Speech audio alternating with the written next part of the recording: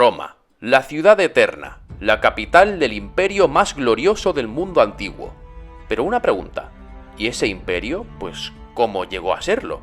Sabemos que antes de ser un imperio, Roma era una república, claro. Pero, ¿qué produjo ese cambio exactamente? Abróchense los cinturones. Roma había sido una república desde el año 509 antes de la Era Común, con una serie de instituciones y conceptos políticos que se defendían con orgullo, no solo como parte de su gobierno, sino de su identidad como pueblo.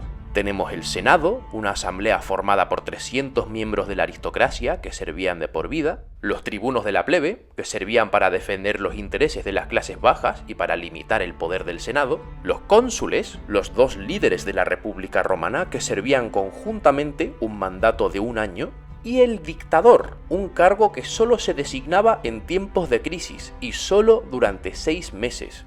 Lo curioso del cargo de dictador era que cada vez que se nombraba a alguien y hacía lo que se le pedía, siempre acababa renunciando su poder temporal, y con orgullo.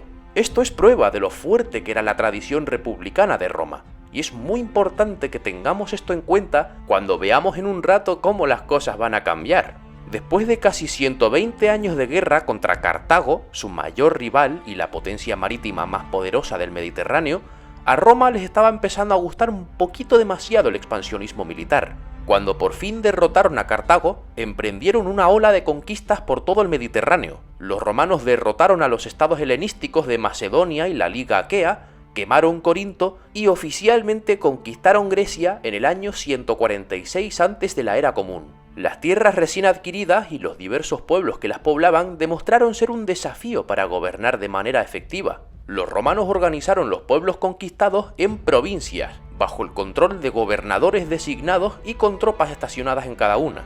El problema de todo esto era que el Senado parecía estar enfocándose demasiado en el horizonte, y no en, la gente de Roma propiamente dicha. Los cultivos de Italia no pudieron competir económicamente con los cultivos de las provincias, y muchos agricultores tuvieron que emigrar a la ciudad. Y mientras tanto en la ciudad, la brecha entre la gente común, o plebeyos, y la clase alta, o patricios, se hizo cada vez más obvia. Uno de los motores de la economía romana fue la esclavitud, pero solo beneficiaba a los patricios, y la gran mayoría de la gente común no recibió nada. El ambiente se volvió cada vez más tenso, y estallaron constantes guerras civiles. El fin de la República Romana ya estaba hirviendo a fuego lento. La primera de estas guerras civiles fue entre los partidarios del reformista Cayo Mario y el conservador Sila, quien se convirtió en la primera persona en la historia de la República en tomar el poder por la fuerza. Sila impuso una dictadura autoritaria y sanguinaria que lo retrataba como el afortunado o Félix, y afirmó que él mismo era la única solución a los problemas de Roma, un comportamiento jamás visto antes en la historia de la República. Sila marcó tendencia, y su gobierno radical allanó el camino para cambios aún mayores. Entra Cayo Julio César, seguramente el nombre que estabais esperando todo este tiempo. César provenía de la clase patricia privilegiada, y como buen patricio se esperaba que siguiera una carrera militar y política, lo cual hizo, ascendiendo en el cursus honorum y llegando a ser gobernador de Hispania Ulterior, antes de regresar a casa para presentarse a cónsul.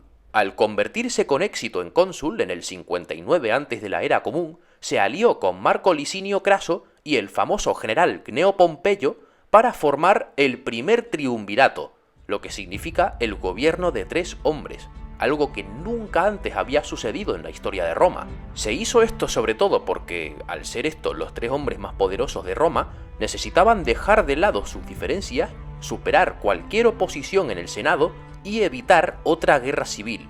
El triunvirato conseguiría que el Senado aprobara leyes básicamente a través de la intimidación, utilizando a los soldados de Pompeyo para amenazarlos para que lo hicieran.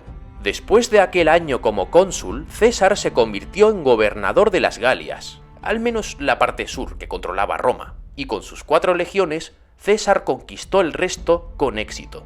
La conquista histórica de las Galias por parte de César, posiblemente su mayor logro militar, fue inmortalizada en su famosa narración de Bello Gallico.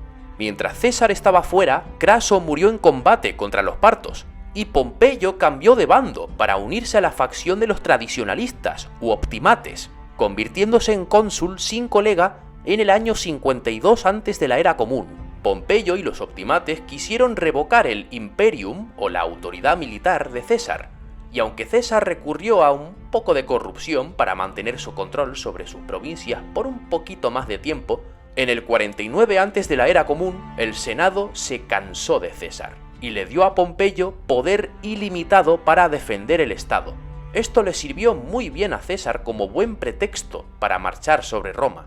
Ahora, según la ley, solo los cónsules podían liderar ejércitos dentro de Italia, y como César había estado al frente de una legión extranjera, regresar a Roma cruzando el río Rubicón habría sido un delito capital, y si regresaba sin ejército, estaba arriesgando su propia vida. En el 49, César decidió cruzar el Rubicón con una sola legión, la Trece Gémina. Era o la victoria o la muerte. César eligió la victoria, y la consiguió. Invadió Roma y derrocó a Pompeyo, proclamándose dictador y convocando elecciones a cónsul para el año 48, que por supuesto ganó. Pompeyo huyó a Egipto, y César lo persiguió hasta allí para patearle un poco más el trasero, solo para descubrir que ya había sido decapitado por los egipcios. César se encontró en medio de una curiosa lucha dinástica entre el faraón gobernante, Ptolomeo XIII, y su hermana barra esposa, Cleopatra. César decidió involucrarse en el conflicto, apoyando a Cleopatra, en más de un sentido, guiño guiño, con el objetivo de asegurar el lugar de Cleopatra en el trono a cambio de valiosos recursos y financiación.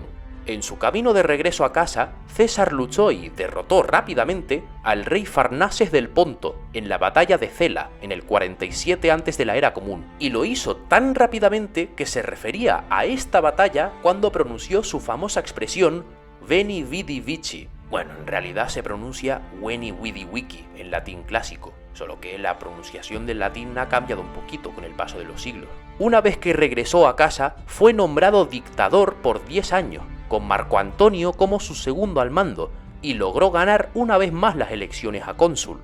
Al final de su guerra civil contra los optimates, César se había convertido en una fuerza imparable, concentrando todo el poder en sus propias manos y convirtiéndose, sin duda, en el líder más poderoso que jamás había tenido la República. A pesar de muchas reformas bien intencionadas destinadas a ayudar a la clase plebeya, creando un nuevo calendario similar al que usamos hoy, ofreciendo la ciudadanía romana a los pueblos que conquistaba y disminuyendo enormemente la deuda de Roma, muchos vieron a César como un tirano, y su proclamación como dictador perpetuo en el año 44 antes de la era común solo fortalecería su argumento. Para muchos senadores ya bastaba. A sus ojos, César estaba abusando de su poder, y al hacerlo, estaba traicionando a la República. Así que el 15 de marzo del año 44 antes de la era común, en los idus de marzo, Julio César fue apuñalado repetidamente por la espalda en medio del Senado por un grupo de conjurados. Sic semper tyrannis, dijeron, así siempre a los tiranos. El que asumió las riendas del Estado fue Marco Antonio, el segundo al mando de César, siguiendo el mismo camino de obtención de poder personal que su predecesor. Sin embargo, Marco Antonio se encontró con un pequeño problema. Octavio, sobrino nieto e hijo adoptivo de César, cuya popularidad iba en aumento y a quien muchos veían como el heredero natural de César. Como era de esperar, las tensiones crecieron entre Octavio y Marco Antonio, así que Marco Emilio Lépido se encargó de mediar entre los dos, formando juntos un segundo triunvirato en el año 43 antes de la era común, que fue un tremendo fracaso. El conflicto entre los dos era inevitable. Durante su campaña en el este, Marco Antonio obtuvo el apoyo de Cleopatra, formando una relación romántica con ella, al igual que hizo César, y le regaló algunas de sus tierras conquistadas, lo que cabreó muchísimo a Octavio y al Senado. Queriendo evitar una guerra civil, Octavio no le declaró la guerra a Marco Antonio, sino a Cleopatra. Sin embargo, como era de esperar, Marco Antonio se puso del lado de la faraona, y juntos se prepararon para regresar a Roma con 500 barcos y derrocar a su rival. En defensa, Octavio y el general Agripa zarparon con 300 barcos para enfrentarse a Marco Antonio en Actium, en el mar Jónico. La batalla de Actium, del 31 antes de la era común, fue la batalla final de la República Romana y resultó en una clarísima victoria para Octavio. Cleopatra y Marco Antonio huyeron, suicidándose poco después. Tras la muerte de Cleopatra, Roma conquistó Egipto, integrándolo como provincia. Octavio, victorioso, decidió que la única forma de restaurar la normalidad en la vida pública era crear un nuevo régimen imperial. Se presentó como el salvador de la República, pero en realidad no podía estar más lejos de la verdad.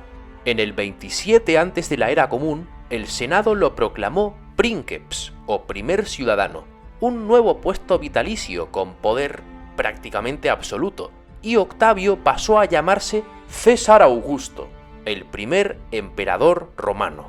Su tío abuelo, Julio César, fue deificado como el divino Julio o Divus Iulius, y el nombre César se convirtió en un título usado por muchos emperadores después de Augusto. Un nuevo régimen había amanecido en la ciudad eterna. La República Romana había muerto y el Imperio Romano había nacido.